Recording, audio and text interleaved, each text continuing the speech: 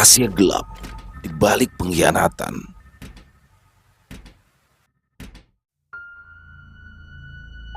Ketika hari itu tiba, sakit semakin merelung dalam hati. Tak kusangka, cinta yang kuharap abadi harus sirna begitu saja tanpa ada balas persetujuan dari kami. Sepasang kekasih yang mendambakan duduk di pelaminan untuk menjadi pasangan bahagia nantinya. Hari-hari yang kunanti, terbang dalam bayang kesunyian. Malam semakin sepi, gelap pun menyelimuti. Aku hanya berkeluh pada Tuhan malam ini. Jen, kalaupun aku bukanlah jodohmu, aku tidak ingin orang lain memilikimu. Air mata bak sebuah berlian mengalir seketika. Aku menangisi sebuah kertas yang terukir indah dengan nama pasangan yang seharusnya ada namaku di sana. Jen dan Matthew. Seharusnya nama itu yang terpampang, bukan Jen dan Robin. Begitu berat menerima kenyataan pahit yang harus kutelan begitu saja. Meski sudah mencoba menerima, namun hati ini tak berkehendak karenanya dada sesak. Jantung pun ikut sakit seolah tersayat dengan hebat. Air mata juga tak henti mengalir mengingat hari spesial bagi mereka akan aku saksikan di depan mata. Jen, wanita pujaan yang sempat menjadi kekasih indahku, kini harus bersanding dengan pria lain yang menjadi pilihan kedua orang tuanya. Ketika hari itu tiba, terasa semakin sesak di dada. Paras dilukis cantik, tubuh tertata indah. Begitulah pemandangan yang aku lihat di atas sana, di atas sebuah pelaminan. Duduk berdampingan dengan pria yang tak kalah tampan. Mereka tampak serasi dengan senyum yang menghiasi. Masih berat rasanya ketika aku merelakan sebuah impian yang seharusnya bisa kami wujudkan, malah kandas begitu saja. Sudah jelas, kedua orang tua Jen lebih memilih Robin sebagai pasangan hidup Jen daripada aku. Bahkan ketika hari di mana kami bertemu di bawah hujan deras kala itu, dia mengatakan hal yang tak ingin ku dengar. Bibir indahnya bergetar, mata binarnya pun redup menghujan. Wanita itu bercerita bahwa dia telah dijodohkan dengan pria yang tamat dari pesantren. Dengan niat kedua orang tuanya ingin pria itu menjadi imam bagi Jen dan bukan aku yang dipilih untuk menyanding wanita itu. Hatiku remuk seketika, hancur rasanya. Kabar dari Jen bagai sambaran yang melesat tepat di jantungku. Senyum yang tadinya mengembang berubah menjadi luka mendalam. Bukan itu yang ingin ku dengar darinya. Setelah kami berpisah untuk kepentingan, kuharap kami bertemu lagi hanya untuk bertukar rindu, bukan sebaliknya. Ketika hujan malam itu semakin deras, mengalir membasahi kami, aku pun tak bisa berkutik dengan keputusan orang tuanya. Apalah dayaku, seorang pria yang tak jelas masa depannya. Belum semapan pria yang hendak disandingkan dengan kekasihku, Jen. Dia, Robin, lebih layak menjadi pasangan hidup Jen, meski aku pun sebenarnya menolak kenyataan yang menghampiri.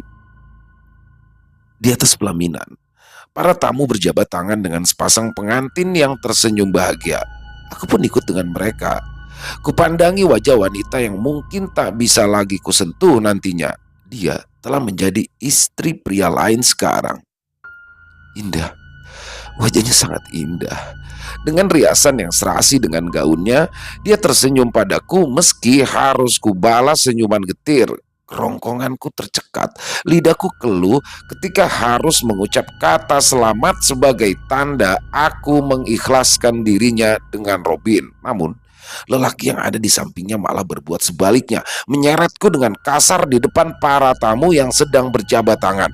Sudah jelas aku terkejut, rasanya ingin marah. Apa yang dia perbuat begitu mempermalukan diriku seolah dia ingin aku dianggap rendah. Entah apa tujuannya. Aku hanya ingin mengucapkan selamat pada mereka. Keluar. Siapa yang menyuruhmu datang? Sentak pria tersebut. Aku hanya memandanginya. Mataku masih terlihat sembab, tapi tak takut membalas tatapan pria itu. Aku mendapat undangan. Berarti aku berhak datang. Tanpa basa-basi lagi, aku pergi dengan perasaan yang campur aduk setelahnya. Benar-benar tak menyangka bahwa pria yang kupikir baik malah memperlakukan tamu dengan begitu kasar. Ya, meski aku kekasih lama dari wanita yang telah disandingnya, tetapi bukankah aku juga tamu yang berhak datang ke sana? Entah mengapa jadi timbul rasa ragu.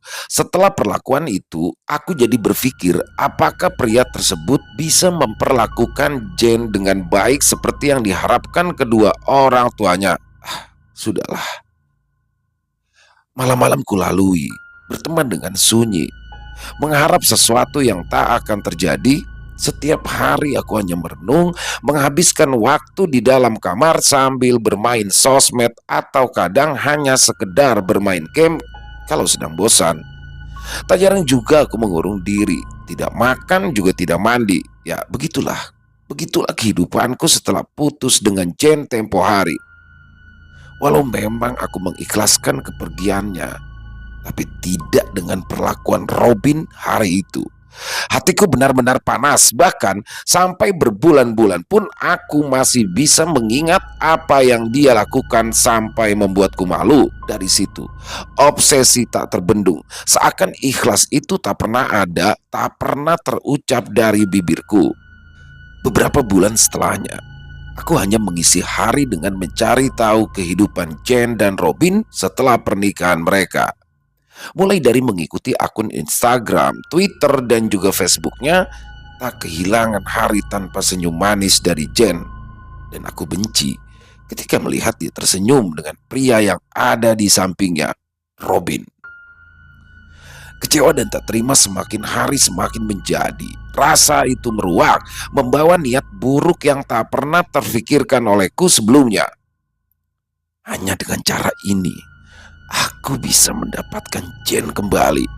Hanya bergumam sepanjang malam sambil memandang langit yang penuh bintang, berharap bahwa kehidupan gelap yang saat ini sedang kualami akan segera bertemu dengan cahaya yang menghiasinya.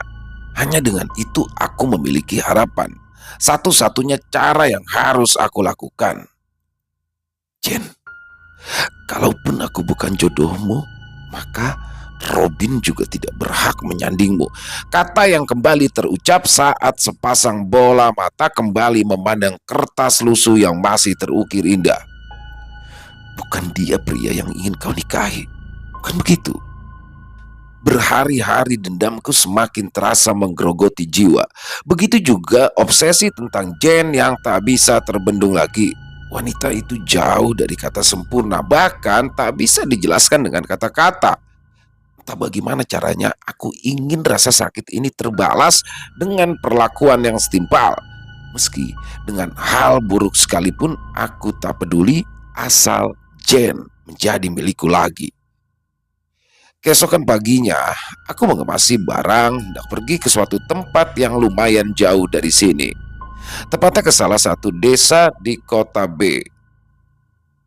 Kurasa di sana aku bisa menemukan jawaban atas masalah yang sedang aku hadapi. Sudah berhari-hari sejak menjadi gerah di rumah, aku memutuskan untuk menyusun strategi tentang apa dan bagaimana yang harus aku lakukan. Pergi kemana, dengan siapa, semua sudah dipersiapkan dengan matang. Malam sebelumnya, aku pun sempat mengontak salah satu temanku yang memang mengenal salah seorang dukun sakti yang ada di sana. Ya, pada akhirnya, pagi ini aku berangkat dengan temanku yang bernama Bambang. Sebenarnya kami memang sudah berteman akrab sejak duduk di bangku perkuliahan. Sama halnya seperti aku mengenal Jen. Sejak saat itu juga hanya Bambang yang tahu bahwa aku menyukai wanita yang sekarang sudah menjadi milik Robin. Mendengar kabar pernikahan keduanya, dia terkejut bukan main. Pasalnya, dia tahu betul bahwa kami saling mencintai, bahkan sudah sejak lama kami merencanakan untuk menikah. Namun seperti yang terjadi sekarang, impian itu sirna begitu saja. Kalau kamu mau ke sana, itu harus punya niat yang kuat. Percuma jauh-jauh kalau akhirnya kamu ragu, ucap Bambang padaku. Dia masih sibuk memutar kemudi sambil memandangi hiruk pikuk jalanan perkotaan. Aku hanya terdiam. Mataku tak luput dari kertas foto yang sedari tadi ku genggam. Itu adalah foto wanita yang aku sayangi, Jane. Tekadku sudah bulat, Bang. Kamu tahu, perlakuan seperti apa yang kudapat saat aku tiba di sana. Aku membuka suara, hendak menceritakan semua keluh kesah yang telah kupendam beberapa bulan ini. Bambang melirik padaku, dia hanya mendeham setelahnya. Nampak tak tertarik, tapi sebenarnya dialah yang paling ingin tahu dengan apa yang telah aku alami. Memang, memang aku sudah ikhlas, tapi tidak dengan perlakuan suaminya saat aku datang. Bagaimana bisa menahan amarah yang semakin tergambar jelas pada wajahku? Katakan saja, biar jelas semuanya, pinta Bambang. Aku kembali menghela nafas panjang, entah mengapa dadaku terlalu sesak untuk mengatakan hal itu. Aku cuma ingin menjabat tangan Jane. Saat itu juga aku sudah ikhlas. Tapi tidak ada angin, tidak ada hujan, tiba-tiba Robin menyeret bajuku dengan kasar. Apa kamu bisa terima kalau diperlakukan seperti itu? Yang enggak, jawab Bambang ketus. Sepertinya dia pun merasakan amarah yang tersalurkan dari ucapanku. Berarti sudah jelas kan kalau Robin itu kasar. Gimana kalau dia memperlakukan Jen seperti itu juga? Aku kembali berucap memprovokasi perasaan Bambang. Dan benar saja, dia segera membanting setir ke kiri, sungguh mengejutkan aku yang masih melongo menatap matanya dengan dahi yang mengernyit sedari tadi. Brak! Pelek mobil itu menghantam trotoar pinggir jalan hingga terdengar bunyi yang begitu keras. Beberapa pasang mata langsung mengarah pada kami yang masih bergeming di dalam mobil. Lalu, salah satu pengendara motor mendekat, berhenti di samping badan mobil sambil mengetuk kaca. Mataku membulat seketika. Mati aku. Sementara itu, Bambang hanya mengurut dahinya sambil menggelengkan kepala seperti ada hal berat yang sedang ia pikirkan saat ini. Apa karena memikirkan ucapanku? Entahlah, aku tak tahu. Sudah, turun dulu, ucapnya dengan nada lesu. Kami pun segera turun menghampiri salah satu pengendara motor yang tadi mengetuk kaca mobil. Mas, ada masalah? Tanya pengendara tersebut. Wajahnya nampak begitu khawatir setelah melihat kami turun dari mobil. Aku tidak berani mendekat, jadi hanya Bambang saja yang berbicara empat mata dengan pengendara itu, sedangkan aku masih berpura-pura mengecek keadaan mobil agar tidak terlibat percakapan di antara keduanya. Wah, bisa gawat nih kalau mobilnya bermasalah, gumamku. Setelah dirasa tak ada masalah serius dengan mobil, aku memutuskan untuk duduk terdiam di pinggir trotoar sembari menunggu Bambang berbincang. Sudah ter Sudah terhitung 15 menit lamanya mereka berbincang di sana. Entah hal serius apa yang sedang dibicarakan. Sementara aku semakin tak sabar, padahal masih setengah jalan lagi untuk sampai tujuan.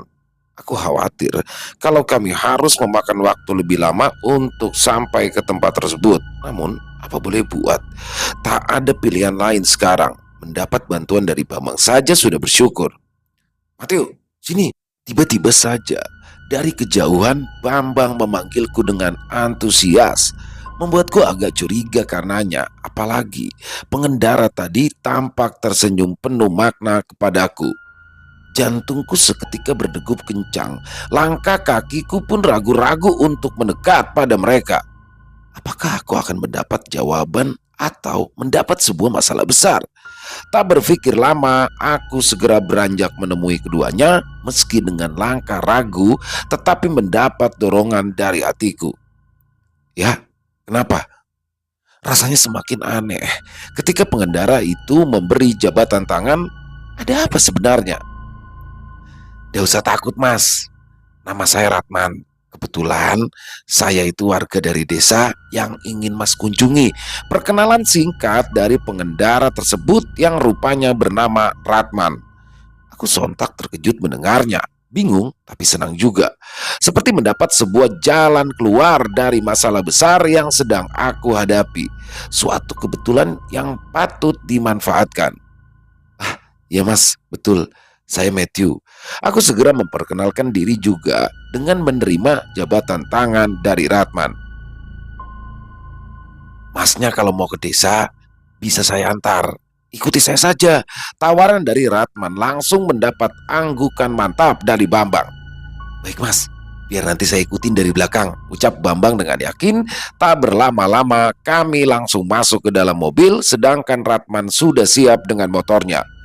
Kami segera duduk dengan nyaman, sedangkan Bambang tampak antusias memandang ke arahku. Ternyata dukun sakti itu bapaknya Ratman.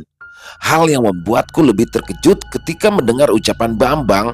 Tak menyangka bahwa niatku akan semudah ini bertemu dengan jawabnya. Yang benar, dengan wajah melongot tak percaya. Sumpah, Ratman bilang, untuk urusan kau itu gampang. Biar nanti kau ceritakan sendiri saja sama bapaknya. Bukan main. Aku hanya bertepuk tangan sambil menggelengkan kepala berkali-kali. Hebat, bisa langsung ketemu sama anak yang bersangkutan. Rezekimu bro. Mobil itu pun kembali melaju membelah jalanan kota yang masih padat pengendara. Meski kadang masih terjebak macet juga, tetapi Ratman begitu gesit membawa motornya melesat di depan sana. Memang butuh bersabar karena kami tahu akan memakan waktu lama untuk sampai ke kota yang kami tuju. Namun perjalanan ini tak akan mengkhianati hasil kan? Langit mulai berganti dengan corak biru kemasan, menandakan waktu sore akan segera tiba, sementara kami masih harus melaju beberapa kilometer lagi untuk sampai tepat di desa itu. Tak berbohong, bahwa aku begitu senang sambil memandangi foto cantik Jen lagi. Sebentar lagi, kehidupanmu dengan Robin selesai. Sedikit licik kedengarannya. Di samping kanan dan kiri kami mulai disuguhkan dengan hamparan hijau persawahan yang dihiasi oleh langit senja yang semakin memudar warnanya. Begitu indah untuk dilihat pemandangan itu, semakin sempurna dengan suara katak yang mulai terdengar mengiringi sepanjang jalan. Meski mobil kami mulai tergonjang-ganjing karena jalanan yang tidak rata permukaannya. Loh, Mas Ratman kenapa berhenti? Mataku memicing memperhatikan motor yang dikendarai Ratman berhenti di kiri jalan. Bambang pun menyadarinya. Sudah, ikuti aja lah, kita kan orang luar. Mobil pun ikut terparkir di belakang motor Ratman. Dari dalam, aku memperhatikan tempat yang menjadi pemberhentian. Sebuah hutan jati yang gelap dan sepi.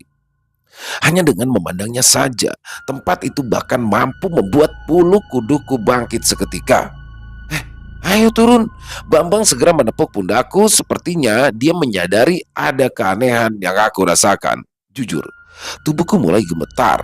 Benar kata Bambang, aku jadi ragu setelah sampai di tempat itu. Mas, kenapa berhenti? Ini kan di tengah hutan. Aku memberanikan diri bertanya pada Ratman yang masih asik membakar rokok lintingan yang kini terhimpit di jari tangannya. Namun, pertanyaan itu malah mendapat tatapan sinis darinya. Apa yang salah? Ratman segera membuka jok motornya, mengeluarkan kresek hitam yang berisikan kembang beserta kemenyan di dalamnya. Gak beres nih, gumamku pada Bambang. Tapi bagaimana lagi? Niatku ke sana juga untuk hal buruk. Mengapa sekarang aku jadi ragu setelah melihat keanehan itu? Wes, gak usah banyak tanya. Ikuti aku. Titah Ratman, dia segera berjalan beberapa langkah untuk masuk ke dalam hutan. Kami pun terpaksa mengikutinya sebab tak tahu apa-apa. Takut kami celaka kalau tidak menuruti perintahnya. Benar dugaanku. Di seberang jalan, rupanya berdiri sosok patung buta yang sudah dikelilingi oleh sesajen. Bahkan ada kemenyan yang belum habis terbakar sepertinya baru saja diletakkan. Rasa penasaranku memuncak. Dalam benakku bertanya, untuk apa sesajen sebanyak itu diletakkan di sana? Mas, apa setiap hari ada orang yang bertugas untuk memberi sesajen di sini? Tanyaku. Hening, tak ada jawaban dari Ratman.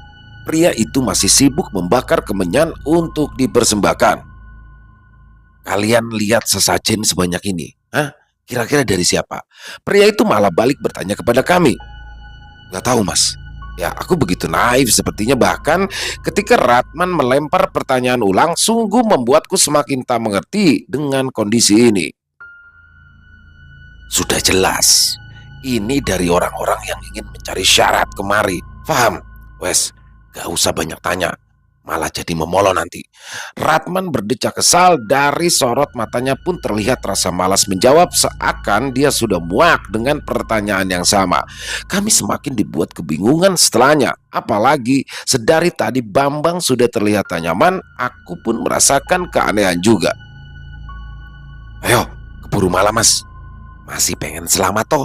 Tanya Ratman sekali lagi. Dia sudah berjalan mendahului kami dan tampaknya sudah siap untuk melanjutkan perjalanan lagi. Sementara aku hanya melongok menatapnya. Sungguh, barusan membuat jantungku seakan berhenti sejenak. Aku bergidik mendengar ucapan Ratman. Bang, bakal selamat kan? Tak ada jawaban dari Bambang. Wajahnya sudah pucat. Dia hanya bisa mengangguk padaku. Sial, Bambang malah membuatku semakin ketakutan. Setelah kami masuk ke dalam mobil, sepertinya kondisi Bambang tak memungkinkan untuk menyetir. Apalagi hari semakin gelap, tak ada penerangan yang bisa kami andalkan di sepanjang jalan. Sebenarnya takut, tapi mau tak mau aku harus berpikir positif. Mungkin saja Bambang sudah lelah menyetir. Bang, tak gantiin aja ya. Aku memutuskan untuk menggantikan Bambang menyetir, mengingat perjalanan masih panjang. Dia pun hanya mengangguk sambil menyederkan tubuhnya. Mobil yang kami kendarai masih dibawa memasuki jalanan yang semakin sempit terhimpit hutan jati. Dalam batinku, ingin rasanya berteriak saat itu. Gelap, hanya gelap yang dapat kulihat di sekitaran sana. Tak ada penerangan, bahkan kami hanya mengandalkan sorot lampu dari mobil untuk menerangi jalanan yang kami lalui. Mas Ratman udah biasa kali ya lewat jalan seperti ini. Tanyaku pada Bambang. Dia sudah tampak baikan setelah kubiarkan istirahat beberapa saat. Di sampingku, Bambang hanya mengangguk. Sedari tadi matanya tak luput dari seseorang yang masih berkendara di depan kami. Lihat deh itu, yang dibonceng Mas Ratman. Lagi-lagi Bambang membuatku semakin ketakutan. Sejujurnya, aku sudah merasa aneh sejak kami masuk ke dalam hutan. Perasaan was-was pun tak ingin hilang, seperti akan ada sesuatu yang menghampiriku. Gak usah ngawur deh, gak ada siapa-siapa itu. Dari tadi Mas Ratman juga sendirian, jawabku sambil menutupi rasa takut meski gemetar sekujur badan. Namun Bambang seolah tak percaya dengan ucapanku. Entahlah apa yang sedang dia lihat sedari tadi. Loh, itu Mas Ratman bonceng nenek-nenek. Apa tadi Mas Ratman berhenti dulu? Tanya Bambang semakin kebingungan. Dia seakan tak sadar dengan apa yang sudah terjadi sedari tadi. Padahal di sampingku pun dia masih dalam keadaan sadar, dan kami juga belum berhenti setelah turun untuk memberikan sesajen tadi.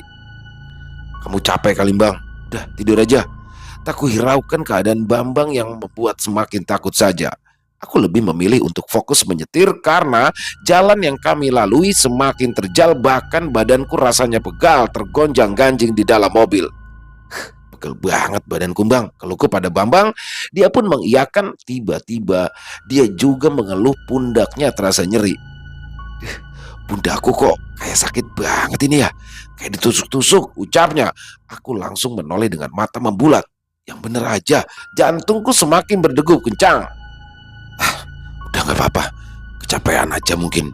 Itu loh, Mas Ratman udah berhenti, ujar Bambang sambil menunjuk ke arah Ratman. Aku pun langsung memalingkan muka dan benar saja, Ratman berhenti lagi di jalan yang semakin gelap. Bahkan kami saja belum keluar dari hutan jati itu, sorot lampu motor Ratman seketika padam. Dia berhenti tepat di pinggir hutan yang tak terlihat ada pemukiman. Untuk apa Ratman berhenti lagi? Mas, ayo turun. Dari luar Ratman kembali mengetuk kaca untuk meminta kami keluar. Entah mengapa sekujur tubuhku rasanya lemas, bulu kuduku tak berhenti menegang. Kali ini aku benar-benar ketakutan. Bang, aku menepuk pundak Bambang. Dia pun mematung melihat kami hendak dibawa lagi ke dalam hutan. Tapi mau bagaimana lagi? Aku teringat dengan rasa sakit yang ingin kubalaskan. Mana mungkin aku menyerah begitu saja. Anganku masih besar mengalahkan ketakutan. Aku mulai memantapkan niat. Tanpa ragu-ragu, aku pun menuruti permintaan Ratman untuk keluar dari mobil, meski tak tahu apa tujuannya. Masnya ikuti saya aja. Mobil diparkir di sini saja, aman, ucap Ratman dengan memberi senyuman pada kami. Aman. Yang benar saja batinku. Gelap begini, Mas. Memang di mana rumah sampean? Tanyaku. Mungkin sedikit lancang, tapi bagaimana lagi? Setelah kami masuk ke dalam hutan, Bambang jadi diam seribu bahasa, seolah keberaniannya hilang begitu saja. Padahal dia sendiri yang menyarankan aku untuk pergi ke sini. Sementara itu, Ratman hanya tertawa, jarinya mulai menunjuk sebuah tanda yang tak terlihat dengan jelas di seberang jalan. Bah, Wityo. Lihat kan, tempat bapak saya buka praktek itu masih masuk ke dalam hutan, Mas. Beber Ratman dengan entengnya. Sial, tubuhku semakin gemetar, lemas begitu lemas rasanya, bahkan kedua kaki ini seolah tak mampu menopang berat tubuhku. Bagaimana mungkin seseorang membuka praktek perdukunan di dalam hutan yang bahkan tak ada tanda-tanda kehidupan seperti ini? Rasa-rasanya seperti dibawa ke dalam cerita horor yang begitu mencekam. Ketakutan akan gelap bercampur dengan dendam yang tak kalah hebat. Begitulah yang kurasakan. Namun, sekali lagi, aku sudah memantapkan niat. Mau tak mau, aku harus tanggung apapun resikonya. Aku langsung mengiyakan meski tanpa persetujuan dari Bambang. Dia jadi seperti seekor kutu yang menempel di tubuhku. Langkah kami dibawa semakin masuk ke dalam hutan gelap tanpa penerangan, sementara aku hanya mengandalkan sorot senter handphone untuk menerangi jalan.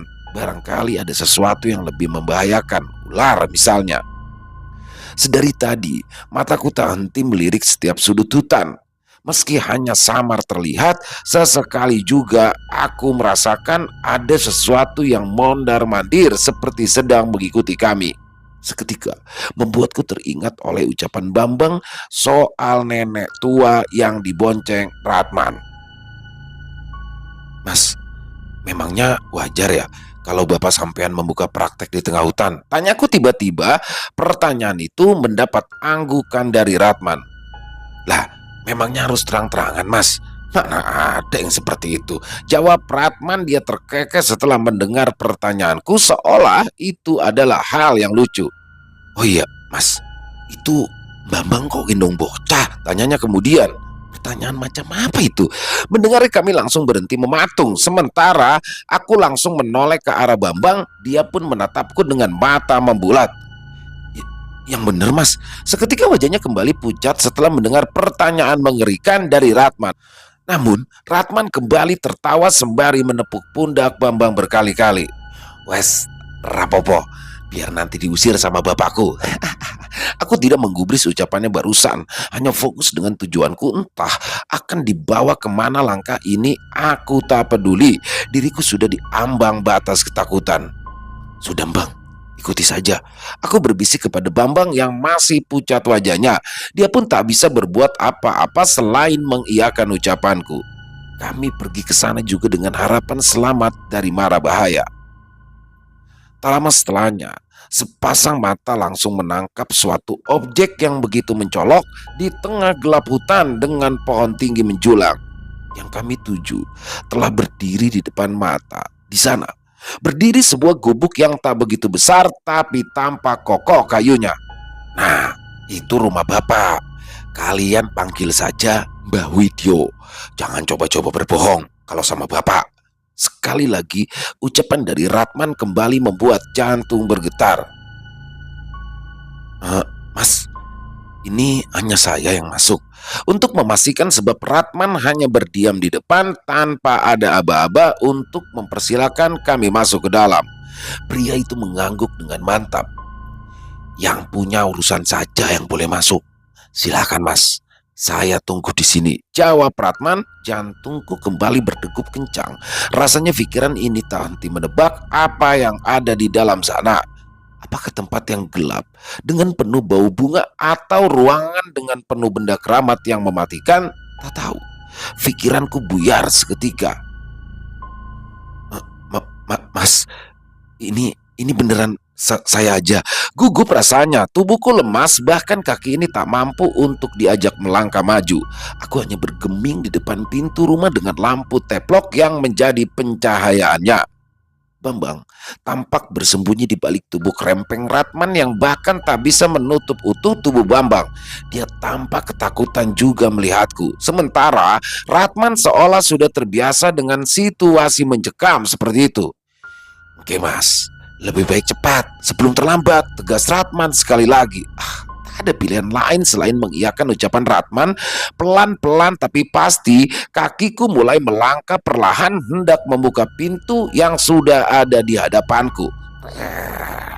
Setan! Kami berteriak serentak ketika melihat dengan jelas pintu itu terbuka dengan sendirinya. Tepat dari dugaanku, tempat itu jauh dari kata layak untuk dihuni. Bahkan ketika mataku mulai menangkap jelas isi ruangan tempat tersebut, tak ada pencahayaan sedikit pun yang berhasil menembus, hanya gelap saja yang dapat kulihat.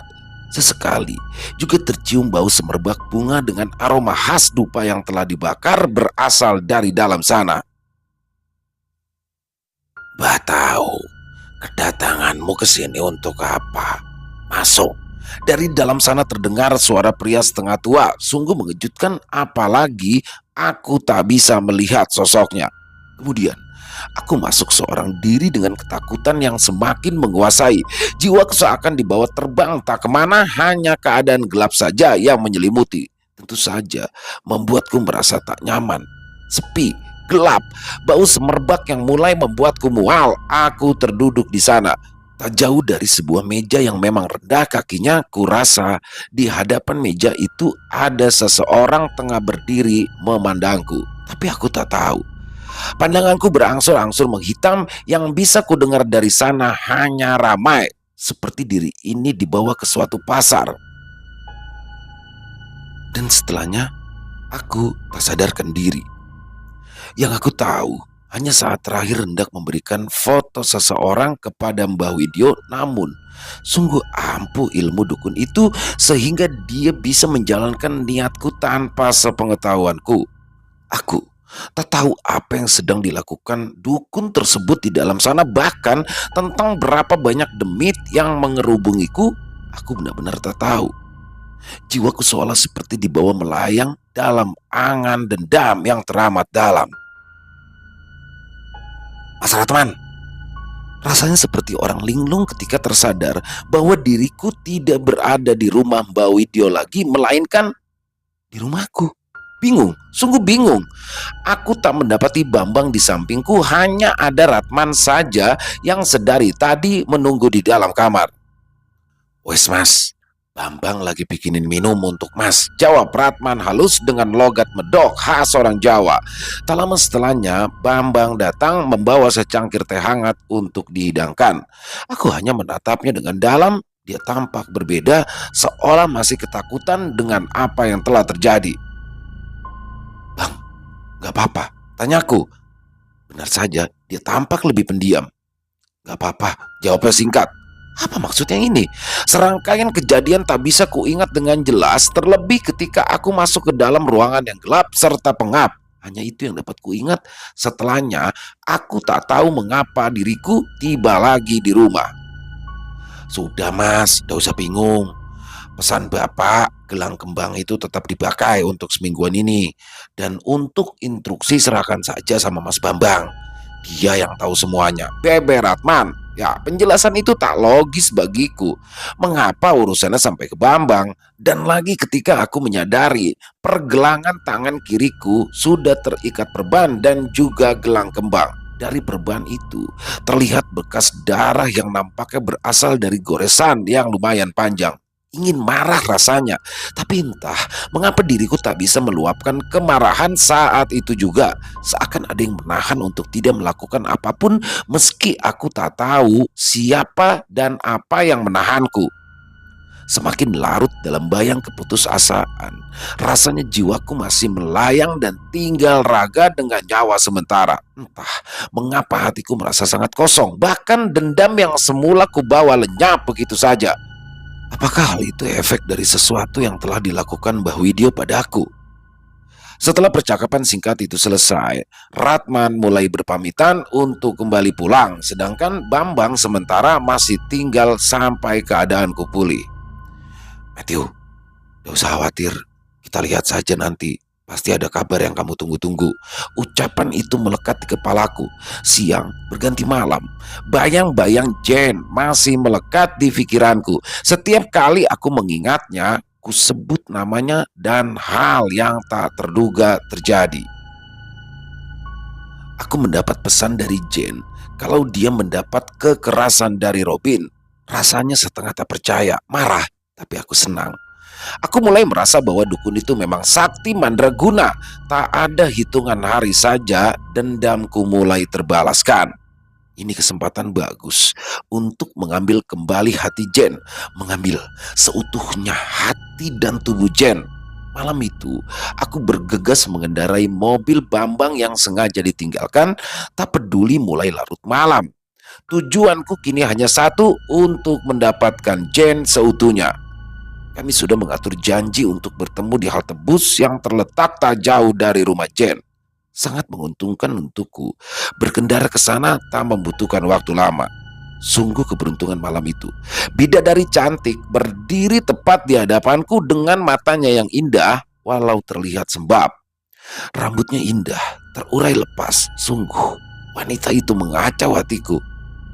Masuk. Bola mataku tak luput dari makhluk ciptaannya yang sempurna sampai aku lupa dengan niatku semula. Jen, wanita itu masuk dengan isak tangis. Dia memelukku. Sangat hangat rasanya pelukan yang lama kurindukan. Robin, entah mengapa dia jadi berbeda. Ucapan yang begitu menyakitkan keluar dari bibir manisnya. Tak bisa memungkiri bahwa aku sangat marah mendengar kabar tersebut. Dugaanku benar bahwa pria itu memang tak sebagus tampangnya. Malam itu, marahku teredam setelah puas melepas rindu. Namun, tidak dengan dendam yang masih bersarang di hatiku. Setelah mendengar semua curahan hati Jen, aku segera membawa wanita itu pergi ke rumahku. Tentu saja, untuk rencana selanjutnya. Dalam keadaan yang sudah tertidur, wanita itu kubawa masuk ke dalam rumah. Bagaimana mungkin aku menyia-nyiakan kesempatan yang tak akan datang untuk kedua kalinya? Cukup disayangkan pengorbananku selama ini harus kandas terhalang restu orang tuanya. Aku tidak ikhlas melihat wanita itu disanding dengan pria lain. Kalaupun aku tak bisa menyandingnya, maka orang lain pun tak bisa. Jen, aku berniat memilikimu seutuhnya. Tas! Wanita itu tersadar, bukan karena puas dengan tidurnya, namun karena sedang meregang nyawa. Parang panjang dan tajam sudah kupersiapkan dari jauh-jauh hari sebelum rencana ini berjalan. Sudah kubilang bahwa aku menginginkan Jen seutuhnya, tak peduli karma apa yang akan kudapati nantinya. Wanita itu berteriak kencang, merangkak sambil memohon untuk tidak membunuhnya, sambil memegangi leher yang sudah bersimbah darah. Aku kasihan melihatnya, tapi bagaimana caraku untuk membantu? Tentu saja, aku mengangkat parang, kutebas sekali lagi leher wanita itu hingga hampir putus dari tubuhnya, hingga wanita itu tak bisa lagi berteriak. Di atas genangan darah, aku tertawa lepas. Nyawa wanita itu telah pergi dari raganya. Sisa 3 orang lagi. Dan tepat dari dugaanku, Bambang membawa mereka tepat waktu.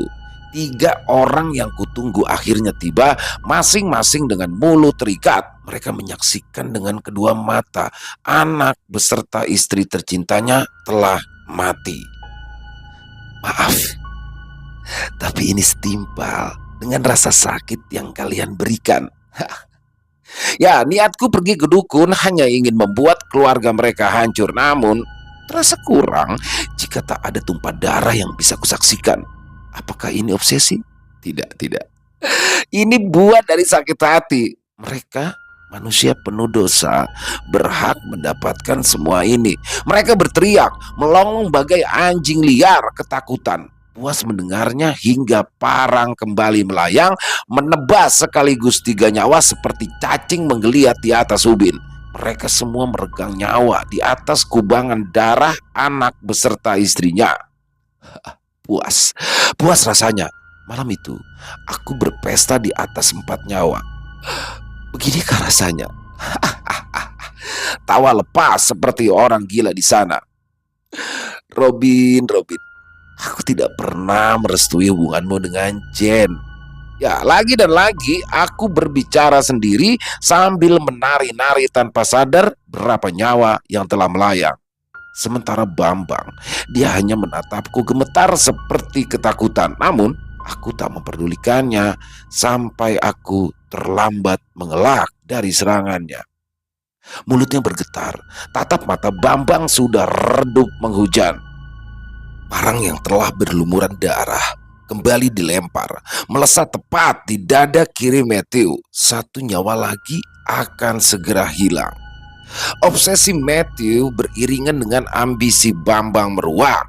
Tanpa sepengetahuan Matthew, kedatangan Bambang ke desa itu pun hanya untuk meneruskan ambisinya beserta perjanjiannya dengan Bawityo.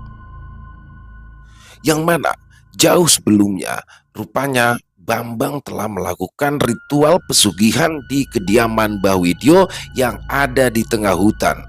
Dan dalam perjanjian itu, Bambang diharuskan memberikan banyak tumbal agar kekayaan dapat diraihnya dengan cepat.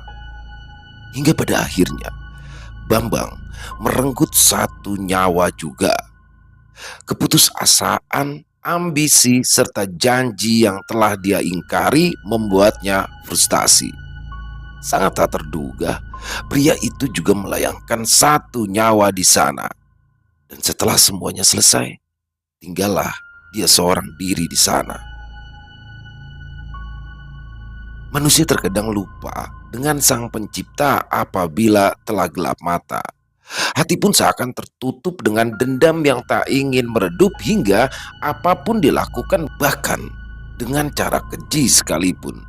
Terkadang ketika niat buruk itu terlanjur dilakukan, pelakunya hanya menunggu alam melaksanakan tugasnya. Hukum tabur tuai.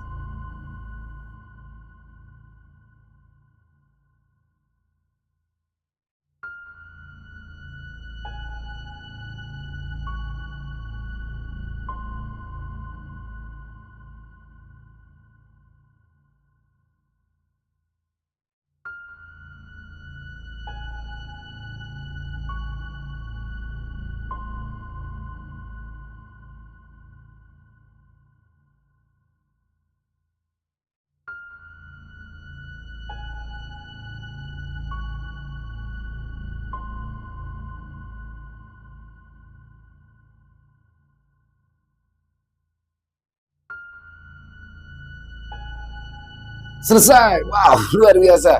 Kisah dari Misty Nim, salah satu penulis muda berbakat asal kota Semarang. Keren banget ceritanya, asli. Ini alurnya bagus banget dan ternyata plot twist banget ya. Dan ini bermula dari apa? Patah hati ya. Bermula dari kisah cinta antara Matthew dan Jen. Tidak direstui oleh orang tuanya. Akhirnya Jen dinikahkan dengan orang lain, yang mana akhirnya Matthew merasa tersakiti, dendam. Dan di sini dimanfaatkan dendam Matthew terhadap Jen ternyata dimanfaatkan oleh Bambang. Jadi total Bambang mendapat 4 tumbal sekaligus. Keren banget. Jadi kalau menurut saya keren ya. Dan di akhirnya ini sadisnya tuh dapat sadis banget ya. Tras. Dan di sini membuktikan bahwa dendam tidak akan pernah menghasilkan sesuatu yang baik. Jadi akhirnya hancur semua kan. Ya, intinya dendam itu tidak pernah menghasilkan sesuatu yang baik lah. Intinya poinnya di situ mungkin hikmah yang paling bisa diambil. Jadi legowo atau sekali lagi keikhlasan ya, memang bukan jodohnya mau dia paksakan seperti apa ya, ikhlaskan saja. Memang sulit, apalagi terutama tentang hati ya, sulit banget. Dan di situ ditambah lagi dengan bumbu dia disakiti di depan umum ketika acara pernikahan. Aduh, kalau saya sih nggak mau lah ya datang ke pernikahan mantan, sakit banget. Ya itu dia, semoga bisa menghibur teman-teman, para penikmat, para pecinta horor, dan lebih terutama kepada para subscriber dari channel Ilo Bercerita. Untuk Misty Nim ditunggu lagi kisah-kisah selanjutnya. Dan juga kami berterima kasih kepada teman-teman semua yang sudah selalu setia, yang sudah selalu hadir di setiap harinya, yang sudah selalu setia mendukung kami. Karena kehadiran teman-teman lah kami selalu semangat berkarya di setiap harinya. Buat yang punya komentar lain silakan bisa ditulis di kolom komentar ataupun hanya sekedar saling menyapa. Insya Allah kami akan membalas satu persatu. Dan sekali lagi di sini kami mengingatkan, mari kita ambil hal yang baiknya saja dalam kisah barusan dan dibuang yang buruk-buruknya. Apabila memang tidak ada yang baiknya, ya dibuang semua saja, dijadikan hiburan saja. Ya, buat yang suka dengan video barusan bisa diklik tombol like-nya, tombol jempolnya. Dan buat yang belum subscribe, jangan lupa diklik tombol merah subscribe-nya, lonceng notifikasi juga jangan lupa dinyalakan agar teman-teman selalu mendapatkan notifikasi dari konten-konten yang akan kami upload selanjutnya. Dan untuk channel Ilo Bercerita ini kami upload setiap malam jam 9 malam waktu Indonesia bagian Barat. Buat teman-teman yang mungkin punya kisah horor misteri yang diangkat dari kisah nyata berdasarkan pengalaman pribadi, apabila mungkin berkenan dibawakan di channel kami, silakan bisa mengirimkan kisahnya ke nomor telepon yang ada di bawah sini. Dan buat teman-teman yang sudah mengirimkan cerita, kami ucapkan terima kasih. Yang sudah mengirimkan cerita tapi belum dibawakan, harap bersabar ya, karena harus melalui proses penggarapan terlebih dahulu. Di akhir kata, saya Ilo mengucapkan permohonan maaf apabila mungkin ada kata-kata saya yang salah ataupun ada kata-kata saya yang kurang berkenan. Saya mohon dibukakan pintu maaf yang seluas-luasnya karena saya hanyalah manusia biasa, tempatnya salah dan dosa. Dan sampai berjumpa lagi di konten-konten kami selanjutnya yang pasti tidak kalah serunya, yang pasti tidak kalah horornya, masih bersama saya Ilo di channel Ilo Bercerita. Salam sehat, sukses selalu untuk kita semua. Amin, amin, ya robbal alamin. Wassalamualaikum warahmatullahi wabarakatuh.